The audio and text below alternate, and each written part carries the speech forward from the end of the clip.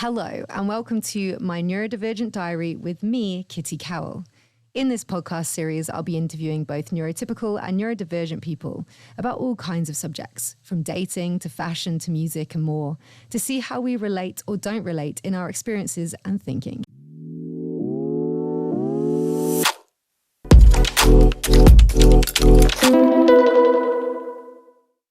Today, I have got my friend, Nic Marilyn, with me, and who is fresh off a plane. You've been in India. Yeah. And just to start with, to explain who you are. So Nic is a makeup artist and a makeup brand owner. Yep. Yeah. And now a yogi. So you've been in India for 3 months, is that right? Yeah, literally got back last night. Yeah. So Nic is literally one of my besties, and I haven't seen her in 3 months until she just walked through the podcast door. So you're just gonna basically have a podcast of us catching up right now. Live catch up. So to start with, because of the theme of the podcast, do you know whether you are neurodivergent or neurotypical? So I'm dyslexic, definitely. Okay, right. So that means you're neurodivergent. Yeah. Yeah. And I'm pretty sure that I'm definitely something, maybe More. ADD. Yeah. Something like I'm pretty sure you are. Yeah, like I've always got like a million things going on, and I'm always leaving. Like I've been watching TikToks about people with ADHD to see if I like have things, and there's this one woman, and she was like, do you make doom piles? So you don't actually put things away, you just make new piles for the things that you're trying to put away. And I was like, oh, I do that. You do that. You do that. You do that more than me as well. Like, yeah. I do that. I have this thing, right? Like, I was really depressed as a kid, right? But I didn't really know what it was, if that makes sense. And I say in my 20s, I started to figure that stuff out, right? And before that, I was like doom piles everywhere. And I was so disorganized. And like, it's because it's true, that thing that they say of like having a cloud on you when you're like depressed. I generally had that for most of my life. And then when I kind of woke up and like came out of that and slowly started to like, you know, work on my mental health, I'm also neurodivergent, right? And like, I'm definitely dyslexic, like diagnosed, and going through the process now to get to see if I'm ADD or ADHD as well, right? Pretty sure that I am. But I think having done so much work on my mental health, a big part of like learning to get out of that depression cloud was like organization, because I was so like late to things. I was so messy. When I think back to like my teenage rooms and stuff, like they were awesome, but like I didn't really know where to put things, or you know what I mean? Like it was weird.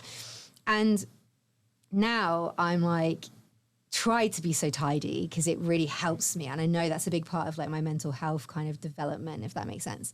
So always make sure I'm tidying and cleaning. But at the same time, I have this organized mess. So like mine is just like an elevation, and there's just drawers, and I'm like, I have to go through them every month because it is just like a doom pile in a drawer, but at least I can shut the drawer. You know what Honestly, I mean? and I think all my best mates are exactly the same. This is something that like is talked about a lot, right? How neurodivergent people seem to like be drawn together. Do you think, because I'm talking about this to all my friends, talking about this to other people on this podcast, right?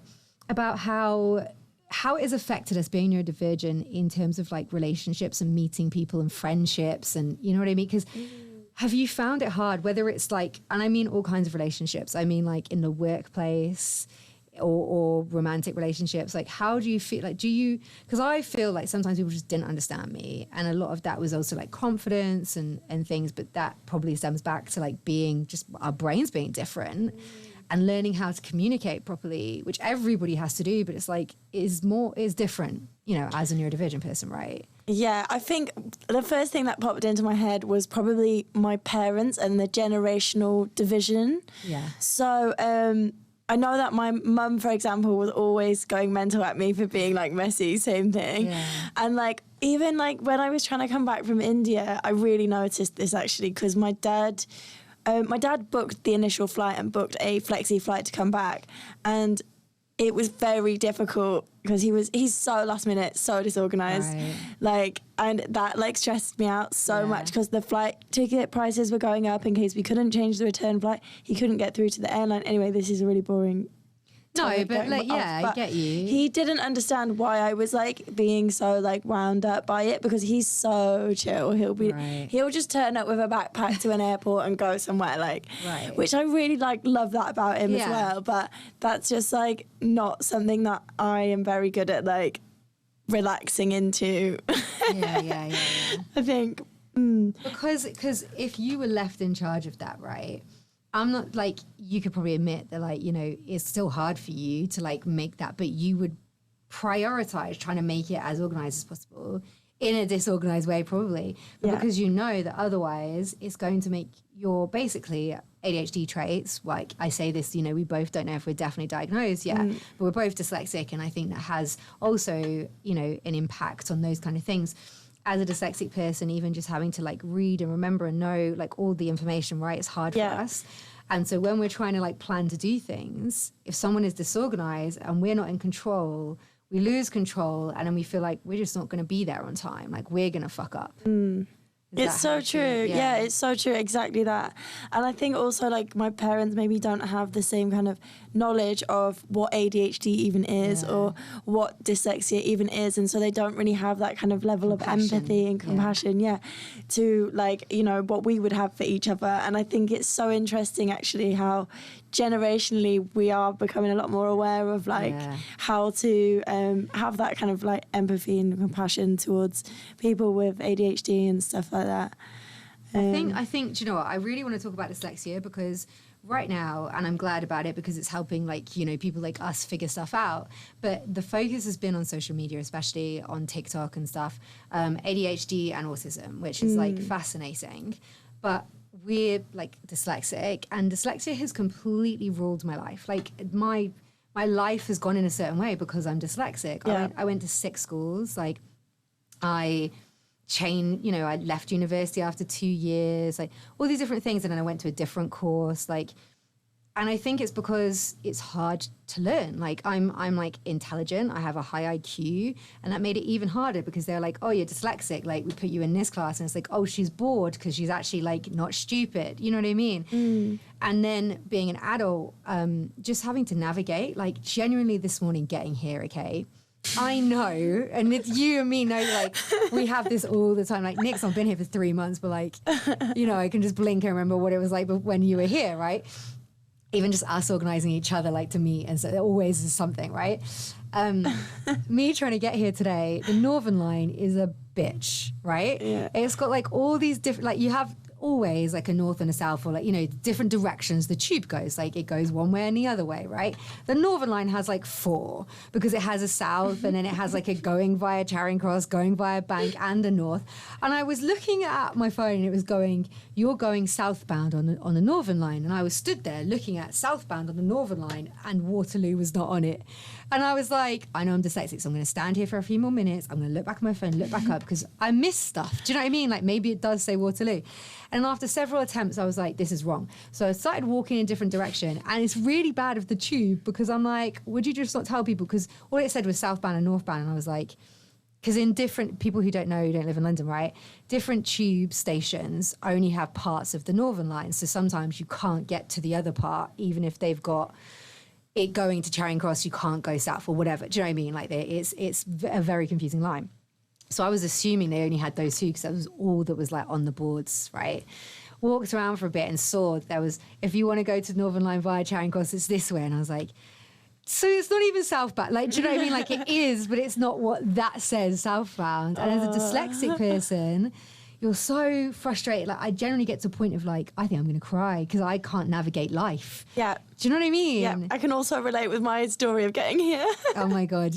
Go on, tell us. So I was Nic was late, by the way. I was late. So I was getting the tube, first tube from my new house, by the way. Yeah. Nice. So that was a whole new exciting moment. Yeah. And I had to get the Waterloo and City line, which is like blue colour. So in my head, I'm looking at colours. Yeah. Yeah. So dyslexic person looks at the colours. Yeah, always. Which is also the same colour as the DLR.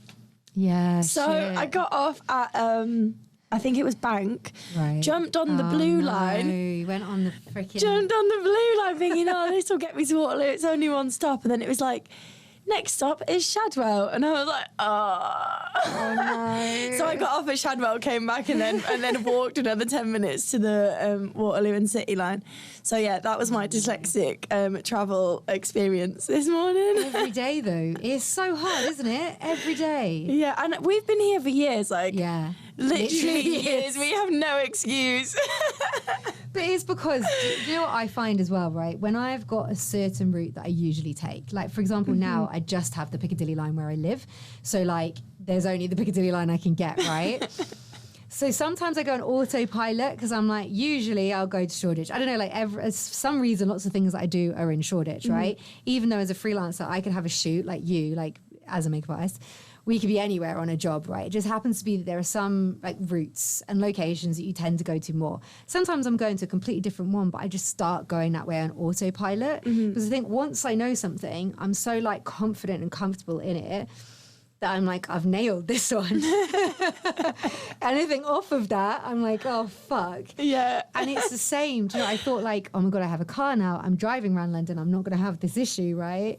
And then there's signs, there's road signs. I keep getting freaking parking tickets because in all honesty, like I think it is a mixture of dyslexia and also London, and they're trying to catch you out. They have all these new signs that don't even like say anything on them, and they're so confusing. Just have a picture of a car and you're like, does that mean I'm allowed to go in or I'm not allowed to go in? It's so confusing. Only once you've had a ticket do you then realise that, you know. Yeah, it's very, very frustrating. And genuinely, I had this thing recently. I was in Cheltenham Spa with my mum because she lives like not that far from there, right? Took her shopping for the day and we parked. And the day before I'd been out with my two best friends from school, like, you know, back home. And one of them, it's the middle of nowhere, the Cotswolds, there's like bad signal. So one of them couldn't get the app on her phone to like pay for parking. So I put hers on mine. So I paid for both of them. And then the next day, I went to pay for parking on my car and I didn't realise because they did not make it clear on this app that actually it's like it's her registration. It's still like coming up rather than mine. Like mine's in the app and I pay for parking like every week on the app, right? And I got out, like we parked, we'd been out for like 2 hours and I went to check to like, oh, I probably need to add a bit more because we're going to stay longer. And I nearly fucking cried. I'm not joking. I was like, fuck, I've paid for it on Katie's car and Katie's not here in Cheltenham. And I was like, but that was not clear. Like they should have made it like, considering my car has been on that app for like years, literally. They didn't flag it. It wasn't bold. It wasn't like obvious. And that is not made for a dyslexic person. And I'm there like trying to change it and then pay for parking on my car. But I'm like, I've probably got a ticket by now, haven't I? And I did. And I was just there trying to not have a breakdown with my mum. But it was just like, this world is not made for me because like someone else probably would have seen that. But I don't see black on white text or black on grey on an app as well as like, and if it's not bold and obvious. And that kind of stuff happens so often that like, I generally just honestly think to myself, the world isn't made for me and like it's unfair because I'm getting parking tickets that other people won't get. And I actually wrote to the app and they let me off for that one. Oh, that's good. Yeah, it's never happened in London. They never listen to me. You know, like they don't give a shit. Yeah, that's good. But yeah, it did make me feel good. It's like a £35 ticket as opposed to a £60 ticket in London. But still, I was like, thank you. And they said, we're going to feed back that information to like the development team, which is good. Yeah, good progress. How do we do that with TFL is what I want to know. Please make your blue colours different. Yeah, no, but it's fucking true because imagine you're colourblind. Oh, God, stop it. That's a whole other thing, right? Yeah. Like, it is, you know, this is a thing about ableness. This is like, I hate it because, you know, we're intelligent people and not to diss anyone that isn't, but like, you know, my mum said to me, well, it's a registered like disability, dyslexia. And they should be thinking about how they write, you know, their signs or their apps. And I was like, you're right. And, you know, I am going to say it, but I hate, like, I don't want to be labeled disabled. But then that's like my mum. My mum has fibromyalgia, and there was a point in her life where she was so ill that she was classified disabled, and she hated that label. You know what I mean? We've just been so, like, it's been used as such a negative word, disability. Yeah, I almost feel as well like, you know, I mean, you've definitely seen in Fashion Week and stuff, they've been including more disabled models, which is very cool. And like, I also think like everyone at some point in their lives is probably going to be disabled. Yeah. So like we all need to kind of come to terms with the fact that it's actually like totally normal. Yeah. And like cool as well. Like it's like really cool to like have all these beautiful differences, and they should be kind of embraced because that's just how life is. Yeah. Yeah, I think there's a weird kind of contradiction there as well, because we want to see accessibility, right? And we want to see diversity. We want life to be easier for people that are disabled. And within normalizing it, there's this hard kind of like, I don't know, wall or like area where people want to be heard, people want there to be access like available for them. But we don't want to normalize disability in the respect that like everyone's like, well, we're all a bit disabled. It's a bit like people going, oh, well, we're all a bit depressed. And it's like, well, okay, but are you in a wheelchair? Well, okay, but are you actually clinically depressed? You know what I mean? Yeah. And so it's like we want to normalize it, as in the word not being looked at as a negative thing, same as depression. Yeah. I think it's that same thing, isn't it? Yeah. But then there are people that are like, well, I am actually physically disabled, and if you're going to compare, like, let's say dyslexia to that, like, obviously it's not the same. We want to advocate for all kinds of disability, and yes, it's true. Like, it's great to see like the physical disabilities, like sort of represented on a catwalk. Like, that's amazing. I did a whole mini YouTube series a few years ago as a collaboration with a brand, where it was showcasing people that have disabilities that are not visible, like specifically, or not just disabilities, but things that they have that are like a problem, shall we say, that are not visible. So like dyslexia with me and depression, I came out and sort of said about that. And there was one of my friends had a drinking problem, you know, and one of my friends was autistic, ADHD, like on the spectrum. Another friend had like a newly diagnosed kind of crippling anxiety disorder. And you can't see those things. So it's like this constant battle of trying to advocate for everybody, because some things are like so debilitating and more visible. You get what I mean? Like having one leg or it's really hard to compare, isn't it? Because I mean, there's the mental health, there's the physical health. It's all levels of health, and there's like complete sliding scales on both spectrums. And, you know, even we could go as far as like, you know, in like elderly people, there's like Parkinson's, you know, things like that. It's not like a physical health condition, it's more mental, but it's still super debilitating. So I mean, we could talk about that forever. It's true. So let's go on. Relationships. This is what I was about to say. So I wanted to ask you about relationships. It's what we were trying to touch on originally, isn't it? But I want to ask, like, how you think it's affected you in terms of like making friends or dating.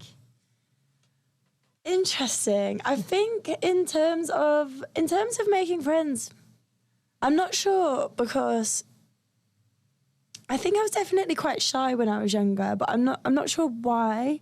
I'm not sure what the like influence was, whether that was because I was like not very good with like words, or whether it was to do with, you know, ADHD potentially, or like dyslexia or anything. I'm not sure what the reason behind it was, but I was quite shy when I was younger.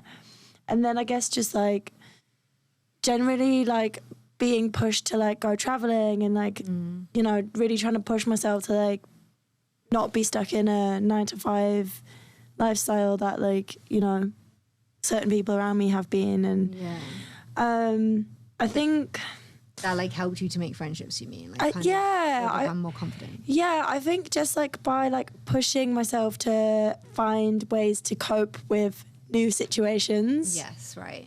Helped me to have the confidence to be a bit more like open to things. Yeah. But it's definitely been like a learning process of like finding the coping mechanisms and applying them, and being like self-aware that, you know, you have to have that compassion with yourself as well. That's like, look, I know that was really stressful, and that's okay, because you find this stressful, and not everyone does, but you do. Yeah.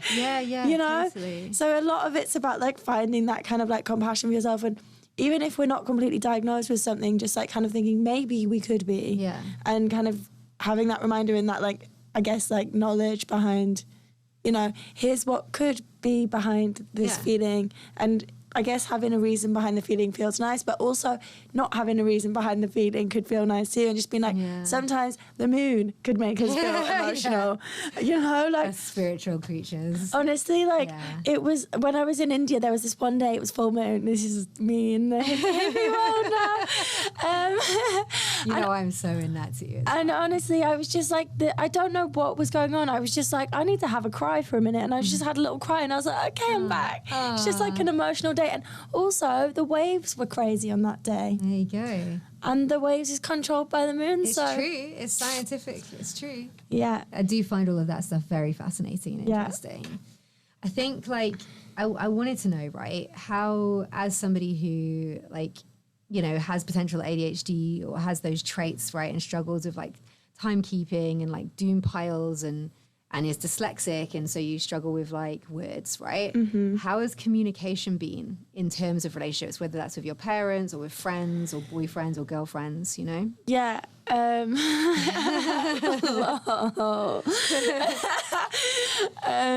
Yeah, so I think that I found communication. You know what? I think the meditation side of doing yoga and stuff has really helped. Yeah. And I think a lot of things come back to this kind of like having a minute, trying to self-regulate your emotions, stepping back, thinking about actually what is it that you mean versus what you're feeling right now in this second. Yeah. I think, you know, my mum definitely has quite like a short fuse, which I think stems from her potentially having some sort of dyslexia, dyspraxia, something. Right. And the more that I kind of reflect on how my mum responds to things, the more that I can be like, okay, I don't want to respond like that. What can I do to prevent that? And I'm grateful that she has been like that so that I can like really realise how I could have reacted in certain situations. So I think, you know, everything is just learning. Everything is like human responses to something. Yeah. And I think that I've definitely spent a lot of time like practicing, you know, noticing feelings like mindfulness. Mindfulness. Like if you feel overwhelmed by something, if you need to cry and it's fine. Step back, have a cry, let people know you need a minute. I think I've definitely more recently been seeing someone that well, not that recent anymore, but seeing someone that didn't really get that space element and that kind of like pressure to deal with situations there and then was something that I couldn't deal with. And you know, there has to be like a good level of communication and empathy, and there has to be a good level of like respecting emotions as a reaction rather than a response coming from like a place of control. Yeah, so true. So I think in terms of like, you know, the overwhelm that comes with ADHD and dyslexia, it can kind of like be difficult when there's like disagreements. You know, every relationship, like, you know, romantic, friendship, parents, anything, there's always going to be differences that you have to discuss and work out problems for. So I think the key thing that I've learned from like everything is how to kind of deal with problems in a way that's more kind of like present and less emotional.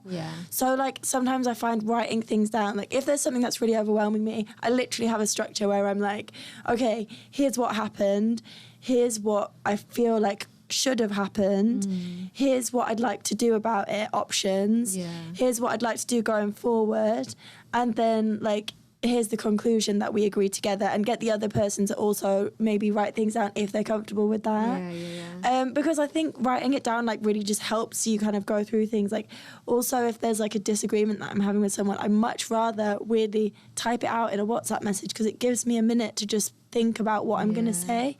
Because sometimes I'm not quick at being like, oh, what did we just say then? Like in an argument, I have to like go away, like let it sink in, think about, you know, what has actually happened and then respond to it. And I guess that's probably through dyslexia as well. Yeah, it's really interesting because when I was growing up, like I was diagnosed so young and there were certain beliefs about dyslexia, right? Which, you know, some are still thought and some have changed quite drastically. The spectrum of dyslexia is really vast now, and that's what's like believed, you know, that's what's diagnosed, if that makes sense. My mum has to retrain every year, you know, to learn different things and kind of like, it's like a curriculum almost, you know? And my belief was that like we're more creative because our brain is in a different, like basically the way that the pattern of us to like think is different to neurotypical people. So instead of it going from A to B, it kind of goes from like A to C to G to Z back to A or whatever, right? But what I've learned is, although that's true, there's different like ways that those patterns happen, which makes other things easier and other things different for like dyslexic people. So for example, for me, I find a voice note so much easier. I might write stuff down a lot before to think it through and listen back if someone sent me a voice note. And I can write things down, but the biggest struggles I had were with reading and writing, spelling specifically, right, was a big issue for me. And like still is, but I'm much better because I've had so much help. But like saying things, I find a lot easier. Obviously, taking a moment and like usually it's better for me if I record it as opposed to like, you know, a voice note in WhatsApp. Yeah, so if it's something quick, I quite like voice noting it. But if it's really important, I will probably write it down, reread it and rewrite it several times. And then if I do want to send a voice note, I might do one of those ones where it's like a recording app in your phone and then send it to the person. But generally I tend to prefer voice notes because of spelling and like saying the wrong thing. I always seem to write something wrong. But you prefer writing it out. Yeah, I prefer writing it out because I always think, oh, if I'm going to be voice noting, I'll probably repeat myself 12 times, say something that I'm not sure about, and then I have to redo the whole thing again. But if it's a message, I can make it a lot more concise. Yeah. And I can make it a lot shorter and a lot less emotional. And it helps me like filter out the emotion a lot more as well. So I always find that when I type something out, I can really like reflect on it and edit it a lot easier than if I have to like remember to say something. Yeah. Do you know what it is? Text terrifies me. As in like, I mean, I've made a career like as a blogger and like I can write, but a lot of text, like if I pick up a book that like frightens me, right? It takes me a really long time. I have to use a overlay. So I use a colored overlay. So because black on white is just not right for my brain. It's called something specific, but it's linked to dyslexia. So when I write a really long text message, if it's important, it's going to be, you know, I try to make it short as possible. Do you know what I mean though? If it's got a lot of emotional stuff in it or important stuff, whatever it is, it ends up long, however concise I try to make it. And that freaks me out. And that's why I'd rather voice note because I feel like it's less intimidating, but I know what you mean. Depends. I try to make it more concise in a voice note, I feel, but it's interesting, isn't it? Like what works for different people and why it works. Yeah, because I think also if it depends like what it is that you're talking about as well. Totally. Because if it's something that is super emotional, then maybe I would say, here's something quick that I'm going to say now, but let's talk in person. And then I would go away and write out something so that my thoughts are all in order before I speak to them. Yes, totally. That is exactly me. I'd always way rather talk to someone in person than anything else. Like if I have to do it over the phone, fine, but I'd way rather in person because I feel like you can just read people's, you know, tone differently in person, like their body, like their facial expressions, and it makes it so much easier. Yeah, and I think, I don't know if you find this, but sometimes people take me wrong. Like apparently I can be quite blunt. And I'm like, well, maybe you're just a dick, but you don't like the truth that I'm telling you. Yeah, maybe you should just listen. I think I am a no bullshitter. Like, I can't take fakery. And there's a lot of that, which apparently is part of being neurodivergent, where it's like, there's like kind of memes and like TikToks and videos and stuff now about like how you think that you're really trying to like mask that you're enjoying a conversation, but your face says something different. I literally got told off for that in school. I remember like just looking at someone, they're like, why are you looking at me like that? And I'm like what? I don't know what I'm doing. But like, I don't want to be speaking to you right now. I couldn't hide it. I can't hide my face either. It's an interesting subject. In terms of your career then, right? So you're a makeup artist, so you're creative. Before you became a makeup artist, you had started a glitter brand, like an eco-friendly glitter brand, which is, you know, a makeup brand. And then now you've just come back from India, like you've been there for 3 months. You have been you went on a holiday to begin with, right? But then you've been learning to be a yoga teacher. Yes. So what do you think about you makes you want to follow these different career paths? You know what I mean? Yeah. Okay. So, good question. I think in terms of like the yoga and that kind of side of things, I think it's the balance. Yeah. So in terms of like actually teaching yoga and stuff like that, that's not going to be my full-time thing. That's not my main focus. That is to just reset me more than anything. And just to help me to learn to reset myself. Yeah. So I've done a yoga course before. The last time I did was 200 hours. This time I did the 300. Wow. So now I'm like technically 500. But the first time I did it, I just did it, to be honest with you, just because it was there and I was like, this sounds cool, why not, let's try it. And I didn't really go in with that much intention, but this time when I went in, I kind of knew what I was going to expect. It's really like physically and mentally strengthening. Yeah, okay. And I think, of course. I think because before I got there, like obviously, you know, like my personal life was kind of a bit upside down. I moved house a million times. I was dealing with certain people that I was getting away from. And I think in terms of like the mental health and physical health aspect of it, that was the reason why I felt like I should do it. A lot of people do the courses with the intention of bettering their own practice rather than teaching. Yeah, that's and interesting. I would recommend it to absolutely everyone. Yeah. Just in terms of just like rewiring your brain, like having a minute to just build new habits and learn new habits and learn new ways of like self-discipline, right? Yeah, so complete self-discipline. And it's just like, you know, learning, like it forces you to get into a good habit and it forces you to like learn about ways of thinking and, you know, ways of like making your blood flow around your body better so that your brain can move better. And it's like everything is like super connected with like energy. You know, I can't go and do a makeup job 100% if I'm not feeling 100%. Yeah, totally. So like it's not so much about doing different careers, but more about balancing my body and my brain to make my first career better. That's so cool. I love that. Yeah. You know, like I love yoga and pretty much the main exercise that I do now is yoga and Pilates. And I find it really hard to meditate. I've always tried, you know, throughout the years. But like I've done yoga and Pilates on and off since I was like a late teen. And took it a lot more seriously in like my 20s and my 30s now. And it's helped so much. And it's pretty much, I mean, any exercise helps me to like meditate in a form. Do you know what I mean? In a sense, right? Because I'm not looking at my phone. I'm not being distracted by other things. I'm doing the thing. I might be listening to a podcast. So like, because that's the thing, my brain, which is, I always put down to dyslexia, but I think is now, you know, potentially other neurodivergent traits, that my brain is going at 1,000 miles an hour. Like I have multiple conversations happening, which is why I zone out easily, or I like change a subject easily, or I have to say something quickly. And all these things I just thought was really irritating. I was always trying to like control them or like better myself because I don't want to piss people off, you know? And I found the only way to like do that and focus my brain was in some form of exercise. And yoga is definitely the best form for like meditation. I really, unless I'm in a guided meditation on my own, I find that hard. But sometimes I can do that. But a guided meditation like class, I find much easier. A yoga class with meditation, you know, you sometimes get them together, but there's always a form of meditation within yoga because you're having to focus on like your breathing and the exercises. Yeah. As opposed to what are you going to eat and some boy that's annoying you or some woman that you work with that's a bitch or whatever. Yeah. You know what I mean?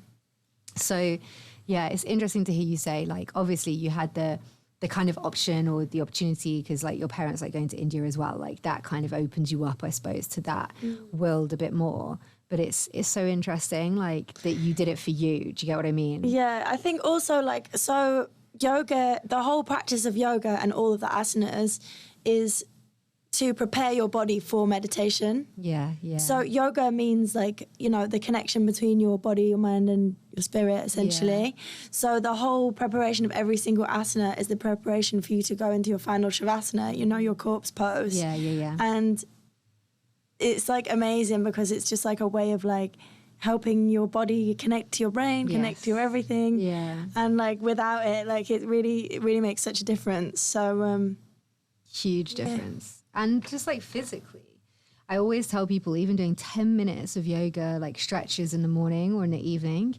people will be like, I don't have time to go to a class. It makes the world of difference. 10 minutes, even if that's twice a week, you know, like, but if you can do 10 minutes every day or maybe go to a class once a week, like mentally and physically, like we're so uptight, we're so tense. Yeah. And yoga relaxes you, stretches out your body in a physical way. And like what you're saying from your mind, even because obviously you're not really going to go into Shavasana unless you're doing a full class usually, right? But like I even find just that 10 minutes of stretching, you're having to just not think about anything else, still quiets your mind even for that 10 minutes, which I think is like a good way to start your day. But obviously doing it properly more often is like the peak. And I think if you really look at every hugely successful person in this world, like CEOs and stuff, maybe not your classic white man, but like there's so, do you know what I mean? But even still, so many of them do yoga. Yeah. So many of them. So many. I feel like less British people, but like even still, like my dad, he refused to call it yoga. He did yoga his whole life. He had a book that's like 100 years old from India because like my grandparents, whole other thing, but because us shitty white people, you know, used to have India in part of our colony, which I hate and hate all the things that we did, obviously. But like the, you know, the combination of us being in India and like Indian culture kind of coming over here, that's the good part of it that is great. And it meant, because my grandma grew up in India, she was born in India, and my granddad met her in India because he was in the Indian army, that like so much of my growing up was around Indian, British culture, obviously, but like they had loads of Indian friends and spent a lot of time going to India and stuff and bringing stuff back and showing me. And obviously that affected my dad growing up because his mum literally was born in India. So yeah, he did these stretches every single day. And I'd be like, well, you basically do yoga, right? And he's like, it's not yoga. And I'm like, this book that you learn all the stretches from that's like 100 years old by an Indian man. But do you know what I mean? Like it is actually quite... Although there are still so many people, I think, in this country that like yoga is such a like new thing to them, it's also been in our culture from, you know, Indian people giving it to us for a long time as well. Yeah. I also think on the subject of like feeling distracted by things constantly, I think it's because now we have so much technology around us. We always have to constantly be just like available to like reply to a message. And I think even just learning to put your phone down and really committing to it, I even have found one of the hardest things. So hard. So I think that even could be, I think, a huge reason why so many people have ADHD or ADHD traits. Or ADHD traits, exactly, yeah.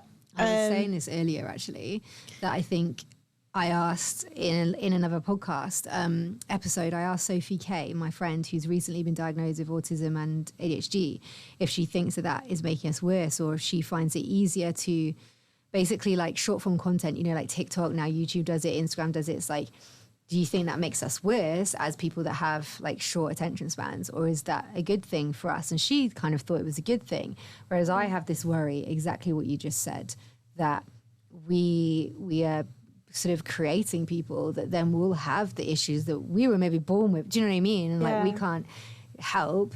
We're kind of creating those issues in other people through all this short form technology. Yeah, like our attention spans are just like nowhere to be seen because we're constantly like everything is so quick and so fast and so accessible that we no longer have to like really focus on something to take it in. Exactly. So we're not very good at taking things in. Yeah, it's true. It is true. And it's fucking hard for me anyway. I know.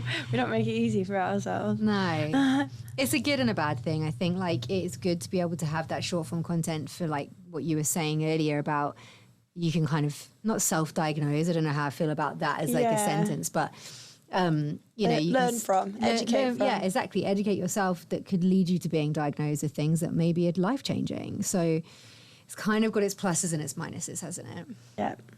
Well, thank you so much for talking to me today. I very much appreciated it. Oh, thank you. Now I'm going to go off and ask you about what happened in India off camera. The hot girls. Yeah, I know. We have so much to catch up on. But no, I really appreciate it. I think it's really interesting that, you know, my friends at Eva, neurodivergent people, or people that think they might be neurodivergent, or if they're not neurodivergent, they've got some kind of crippling anxiety. You know, like, we're just all a little bit odd, and it's fucking great. Yeah. And I hope that people listening enjoy that and can relate to that. And if they don't relate to it, just maybe can see an insight into like how it is to be us, you know, and help them communicate and have compassion. Exactly. Thank you for having me as well. Oh, thank you. And if you want to find out more about Nic, I will post all of her links like under this podcast and on my social media.